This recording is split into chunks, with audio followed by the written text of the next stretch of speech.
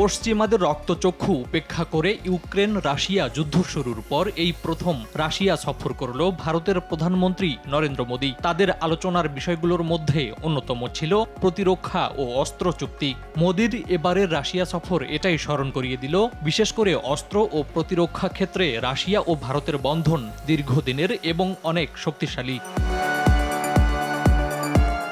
তবে দেশ দুটির মধ্যে নতুন কোনো অস্ত্র চুক্তি হয়েছে কিনা সে সম্পর্কে বিস্তারিত কোনো কিছু এখনো সামনে আসেনি। ইউক্রেনে যুদ্ধ চালিয়ে যেতে রাশিয়ার দরকার অস্ত্র ও গোলাবারুদ। এ বিষয়টি যে আলোচনার মূল বিষয় ছিল সে বিষয়টি সহজেই বোঝা যায়।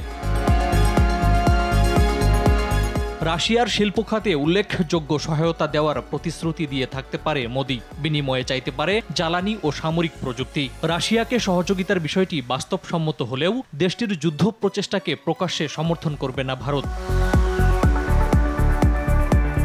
বিগত এক দশক ধরে নিজস্ব সামরিক শিল্প কারখানা বাড়ানোর দিকে মনোনিবেশ করেছে ভারত। আন্তর্জাতিক প্রতিরক্ষা ঠিকাদারদের তারা বলছে মেড ইন ইন্ডিয়াই তাদের অগ্রাধিকার।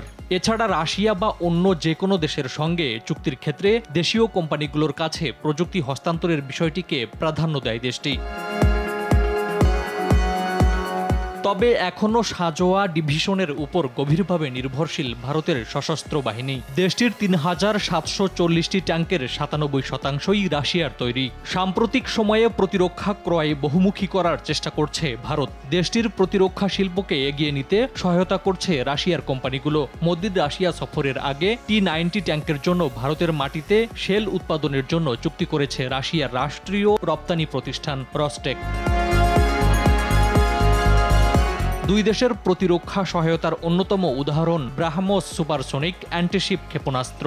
ভারতীয় সশস্ত্র বাহিনীর জন্য অস্ত্রটি যৌথভাবে নকশা করেছিলেন ভারত ও রাশিয়ার প্রকৌশলীরা এবং ২০০১ সালে অস্ত্রটির প্রথম পরীক্ষা চালানো হয়। ব্রহ্মপুত্র ও মস্কোভা নদীর সমন্বয়ে ব্রাহ্মোস নামটি তৈরি করা হয়েছে, যা দেশ দুটির মধ্যে প্রতিরক্ষা সহযোগিতার প্রতীক। মিসাইলটি খুব শক্তিশালী ও দ্রুতগতির। ওয়ারহেডে ৩০০ কেজি ভর বহন করতে পারে। শব্দের গতির চেয়ে ৩ গুণ গতিতে নিখুঁতভাবে আঘাত হানতে পারে লক্ষ্যবস্তুতে।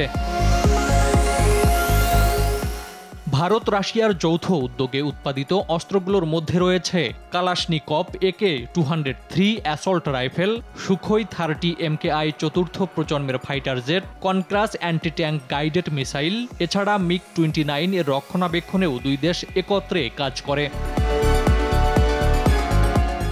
ইউক্রেনের যুদ্ধের জন্য মস্কোর সশস্ত্র বাহিনীর ক্রমাগত কামান ও সব ধরনের ট্যাঙ্ক গোলাবারুদের চাহিদা পূরণ করতে মরিয়া রাশিয়া। রাশিয়ার সশস্ত্র বাহিনী প্রতিদিন ৮,০০০ গুলি করে, যার প্রতিটির দাম গড়ে $৪,০০০। ইউক্রেন যুদ্ধে জিততে প্রতিদিন যুদ্ধক্ষেত্রে গড়ে $3,২০,০০,০০০ খরচ করছে রাশিয়া। ফলে রাশিয়ার অর্থনীতি এখন যুদ্ধকালীন অর্থনীতিতে রূপ নিয়েছে। এজন্য পুতিন আশা করছে ইউক্রেনকে হারাতে উত্তর কোরিয়া ও ভিয়েতনামের পাশাপাশি ভারতের শিল্প খাত তাদের প্রয়োজনীয় সরঞ্জাম সহায়তা দিতে পারে। ফারুক হোসেন, RTV।